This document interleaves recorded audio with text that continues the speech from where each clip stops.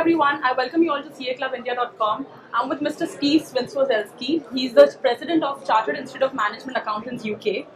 CIMA is the world's leading and largest professional body of management accountants across 177 countries. Steve has a degree from Manchester Metropolitan University and an MBA from Cranfield. He's an FCMA, CGMA and a fellow since 1985. He's an experienced executive across different industries, specializing in operational transformation across a broad spectrum of organizations, including private, public, government. So, hello Steve, we welcome you on CAclubindia, and thank you for being here with us. And I hope I pronounced your name properly. Yeah, that was pretty good actually. Did you practice that? No, that was just... No, it's first day. That's fantastic. Well done, Thank you for the compliment. We have some basic questions for you. The first question is that CIMA professionals are specialized in the field of management accounting. Yes. And we would like to understand is how does a management accountant impact other streams of accounting with regards to decision making, operational transformations, reporting, structurings, internal processes? Yeah. Okay. Well, I think chartered accountancy, what they do, they'll audit the company's accounts. Now, what a management accountant do will actually manage the finances within the business. So the role of the management accountant is about budgeting, forecasting, influencing the business. So the management accountant role is about creating value and preserving value in the business and entity, and that's what we do. And that's why our professional globally is a premium, because it's not about auditing past numbers, it's actually creating the value in the first place. Thank you so much for this insight. We move on to the next question.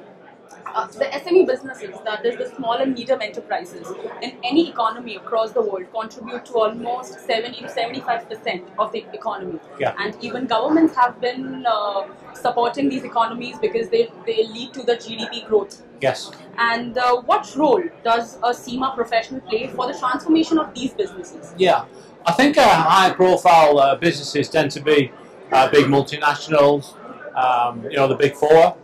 But the majority of our members are in SME practices, so they will do everything. So part of the SME skill sets of a management accountant, if you think about what I just said before about creating value and preserving value, the role of a management accountant in a SME is absolutely a massive growth in itself. So it's a key role in any small business. And whether it's a developing country or a developed... Yeah, whether it's developing or like India, or certainly in England, the SME market is a vibrant one, and you're right, that's where future growth will come from, regardless of what country we operate in. Mm-hmm. So we move forward to our next question. Okay, let's go. All okay? All going good? I'm good.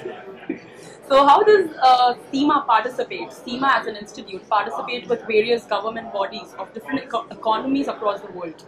That is in the policy formation, in the framework, regulatory guidelines, in the developing, developed and underdeveloped economies? It's a great question. It's a little bit complicated, so rather than give you a complete answer, which will probably bore your viewers, I'll just give you one or two examples. Is that okay? Yeah, of course, of course. We're part of the association. Now, the association, on the American side, what they're very good at is lobbying government. So the American system is about lobbying government. So what we do, for example, in the United Kingdom, is we work with our own regulatory bodies, which is the FRS. So we are a quiet institute who influences global regulations. Another part of what I do is the advocacy of the role, is I do presentations to governmental bodies such as Treasury, Department of Transport, and so on and so forth. So the influence we have in government is both an informal and advocacy one, and also more of a lobbying and also a technical influencing role as well. So we work on quite a multi-dimensional view, so it's not a simple answer as I've said, but the impact is a big one. And does CIMA also participate with the local accounting bodies, which are in turn working with the government bodies for enhancement, because this is specialized management accounting? Yeah. Well, when you say we work with local bodies, I think we are good neighbours, because our specialism is about the value proposition within the business, and different accounting bodies work on compliance about the rules that you have on a national basis. So we're not in that space. We're in the space of creating value. But we are good neighbours with other professional institutes. We're not in competition. We're in collaboration. We're good friends with many associations across the world. That's, in fact, this is so. How does CIMA, that is, as a body, participate with different government bodies across different economies? Yeah, we're actually part of a bigger family, which is called the association. So we actually lobby quite a lot of government. So in America, it's quite in-your-face lobbying, which I'm not used to. In the United Kingdom, we're part of the FRS and other regulatory bodies, which is a more gentleman way of doing things. I do advocacy to governmental bodies, so I do presentations to the Treasury, Department of Transport, Ministry of Defence. So our influence and impact is got a wide range of activities with government. So most people in government would know about our profession for sure. Yeah. So CIMA is very active with the government regulatory authorities. Yeah, we're an active partner with government. We influence government. For example, 3 years ago, the audit department of the UK government, I was on a special task force about costing and activities. So every time there's a call to action to help with her.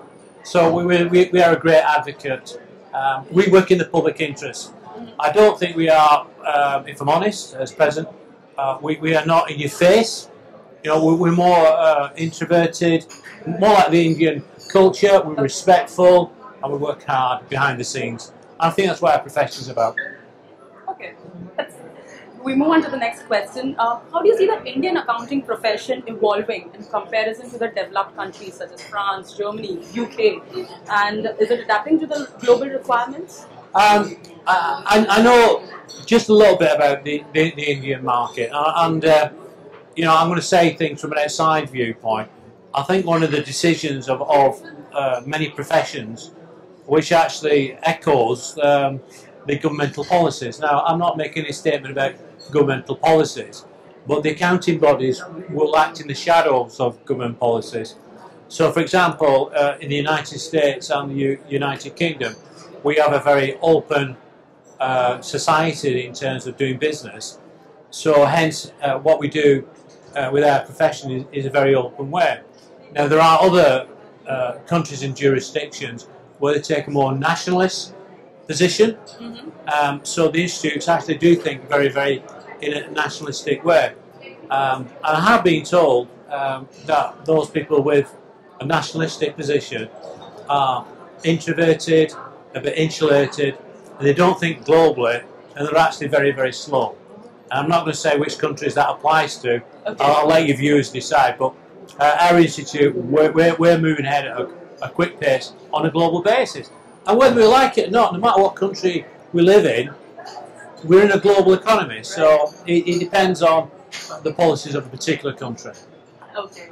And when we talk about India specifically, yeah, because India is also in a very growth phase, it's dynamically growing and business have been transforming. So how does CIMA integrate with the traditional financial accounting and cost accounting? Well, I think the traditional accounting has been about, it's like the presentations I did, it's about auditing the numbers of the past, where the management accountants is actually fueling that growth. So we're getting close to our entrepreneurs, we're influencing what goes on.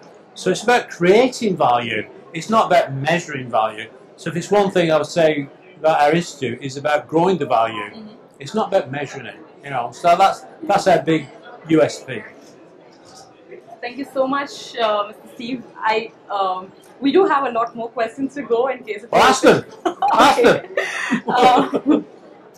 Which areas do you feel that this is a generic question? Okay. In what areas do you feel there is a scope for all these three fields of accounting professions to still merge together and go ahead? Yeah, I think globally, my view on this is the professions globally will do what multinationals and other businesses have done.